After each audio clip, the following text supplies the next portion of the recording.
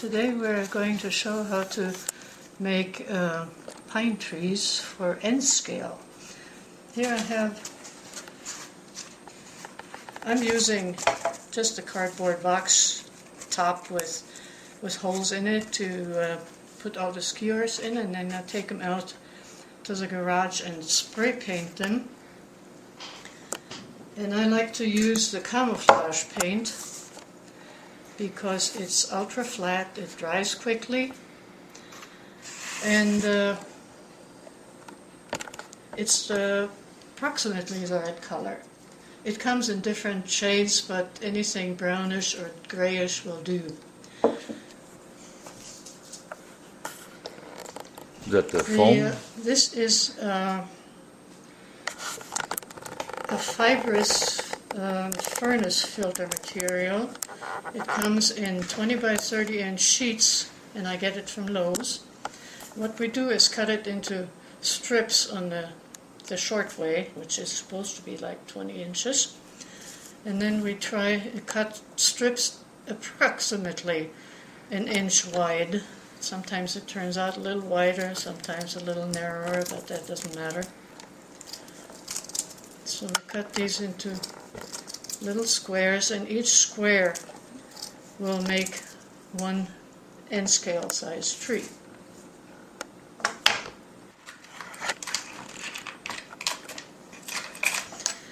And the little narrow skewers, the little skinny skewers, you can usually just take and stick it right through the center of one square. On the little heftier skewers, I usually take a finishing nail and poke it down the middle and waddle it out a little bit, and then the skewer goes in easily. For the bigger skewers?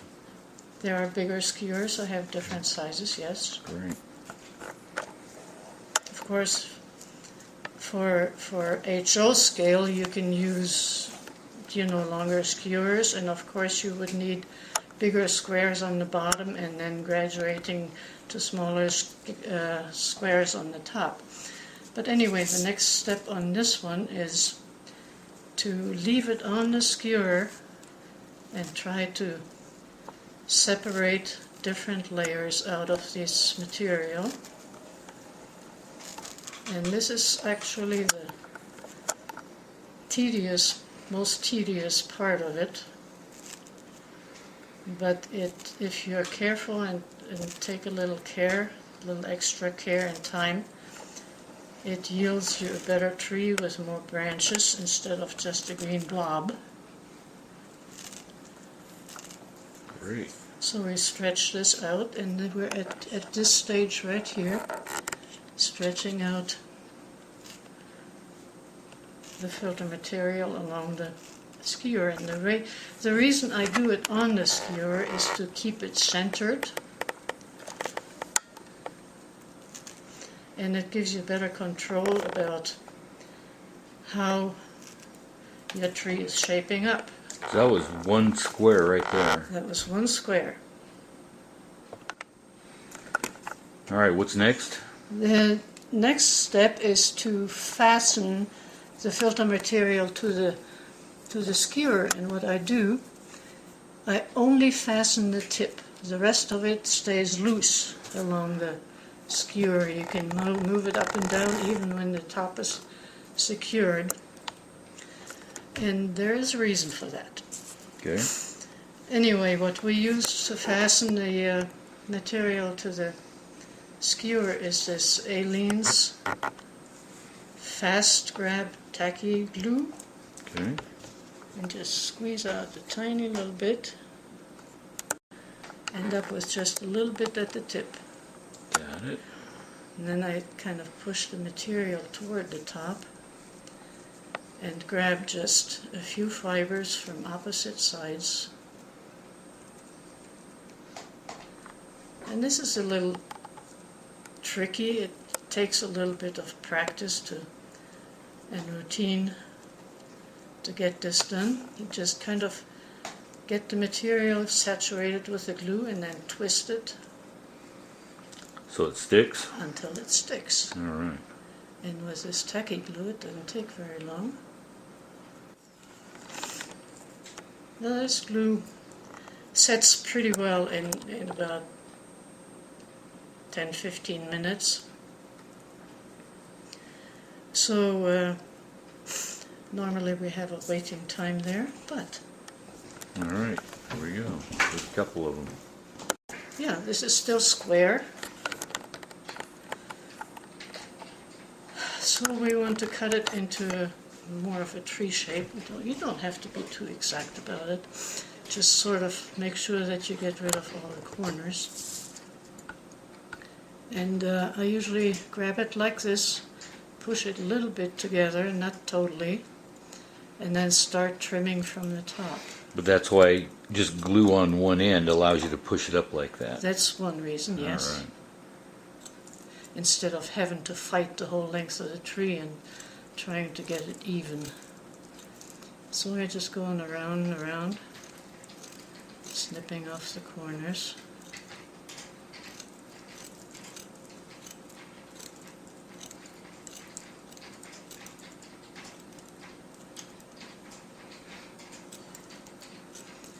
And you're going to end up trimming off about half of the material, since you're starting out with a square and you want to end up with a pointed, somewhat pointed tree.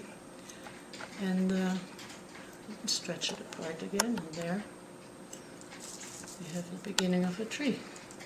All right.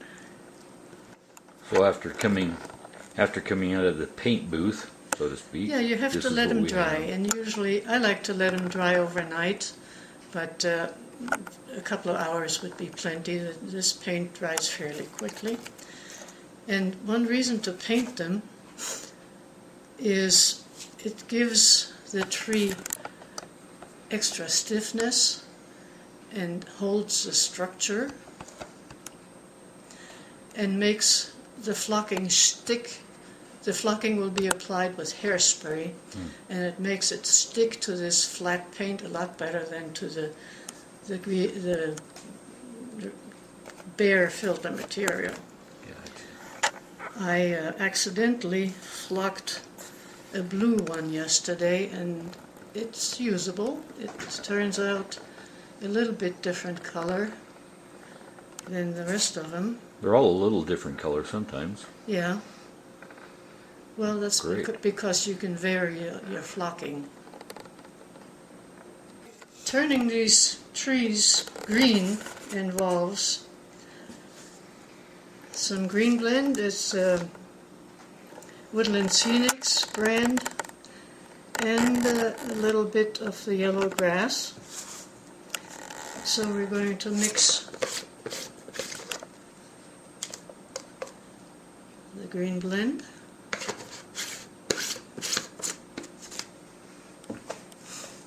And I like to add a little bit yellow grass to add some highlights. Of course, you can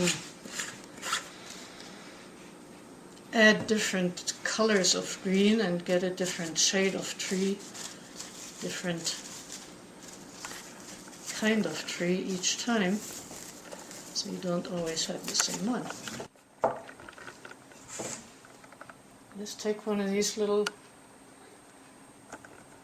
painted trees, give them a coat of hairspray, and then I don't dip the tree in, I just sprinkle it while I twist it around and around, just sparingly, like that. Then I give it another hairspray, and they're set down to dry. I get one of these bigger ones.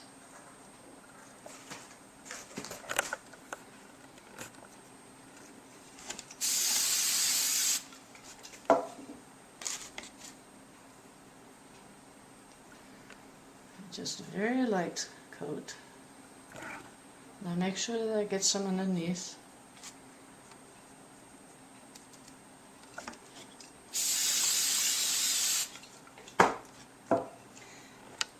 Let me demonstrate another thing. Okay. If you roll it around in the flocking, you end up with something like this. Makes it too heavy looking, doesn't it? It makes it too heavy looking. Well, that's a nice thick. But yes, you can use them like that. I mean, it depends on, what sort of tree you want to create. Yeah. Some of them even have rounded tops, and you wouldn't do the point on top and, make the whole tree look bushier. There you go. You can use a tree as at this stage if you want, and that would be this tree right here. But my final trees, I like to define the growth layers a little bit more. Okay. So after they dry, I take my scissors. They go under the knife again, huh? They go under the scissors, yes. I start at the top and go around with the scissors.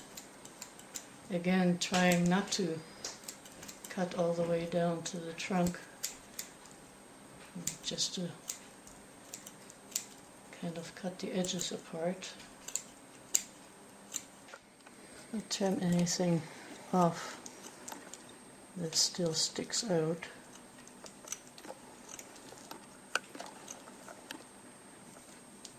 And then you can pull it apart, separate the layers.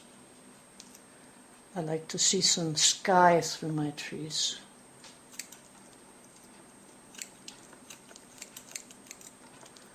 So that's more like what I want my final tree to look like.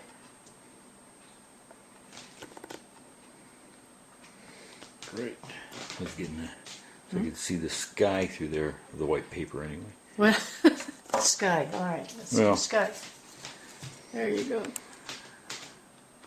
Look at that nice tree.